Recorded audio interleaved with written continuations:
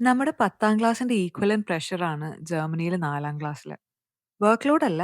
10ല് നമ്മള് ഭാവി academic track choose ചെയ്യുന്ന പോലെ, ഇവിടെ ഭാവിയില് യൂണിവേഴ്സിറ്റി പോവാൻ പറ്റുമോ എന്നൊക്കെ തീരുമാനിക്കപ്പെടുന്നത് 4ാം ക്ലാസ്സിലാണ്. 5th ഗ്രേഡ് തൊട്ട് കുട്ടികള് പോകുന്നത് ഡിഫറന്റ് ടൈപ്സ് ഓഫ് സ്കൂൾസിലാണ്. ഏറ്റവും കൂടുതൽ മാർക്സും ആപ്റ്റിറ്റ്യൂഡും ഉള്ള കുട്ടികള് ഗിംനാസിയം എന്ന് പേരുള്ള സ്കൂളുകളിൽ പോകും. അവർക്ക് മാത്രമേ ഭാവിയില് യൂണിവേഴ്സിറ്റി പോകാൻ സാധിക്കൂ. ഗിംനാസിയം കൂടാതെ പല പാർട്സ് ഉണ്ട് കുട്ടികൾക്ക്.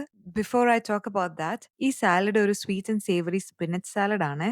ഞാനിതില് കാൻഡ് പീച്ചസാ യൂസ് ചെയ്യണേ. ഇത് എന്റെ ഒരു പ്രിഫറൻസ് ആണ്. ഫ്രഷ് പീച്ചസും യൂസ് ചെയ്യാം. ഞാനിങ്ങനെ വെറൈറ്റി ആയിട്ട് സാലഡ്സ് എൻജോയ് ചെയ്ത് കഴിക്കാനും ഉണ്ടാക്കാനൊക്കെ തുടങ്ങിയത് സെക്കൻഡ് ഡെലിവറി കഴിഞ്ഞിട്ട് വെയിറ്റ് ലോസിന് വേണ്ടിയിട്ടാണ്. If I knew this before, life would have been much easier. And I am sharing these with you now. So subscribe to my channel for more of my content. ഡ്രസ്സിംഗിൽ ശരിക്കും പറഞ്ഞാൽ ഒരു വെളുത്തുള്ളി add ചെയ്യേണ്ട ആവശ്യമുള്ളൂ കേട്ടോ.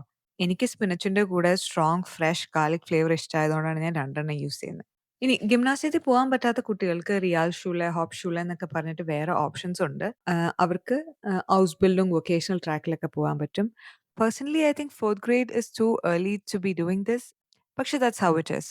ഇനി ഗിംനാസ്യത്തിൽ പോകാൻ പറ്റാത്ത കുട്ടികൾക്ക് യൂണിവേഴ്സിറ്റി പോകണമെന്നുണ്ടെങ്കിൽ അവരുടെ സ്കൂളിംഗ് കഴിഞ്ഞ് കഴിയുമ്പോൾ അവർക്ക് വേറൊരു എക്സാം എഴുതിയൊക്കെ പാസ്സായി അങ്ങനെ യൂണിവേഴ്സിറ്റിയിൽ പോകാനും പറ്റും കേട്ടോ.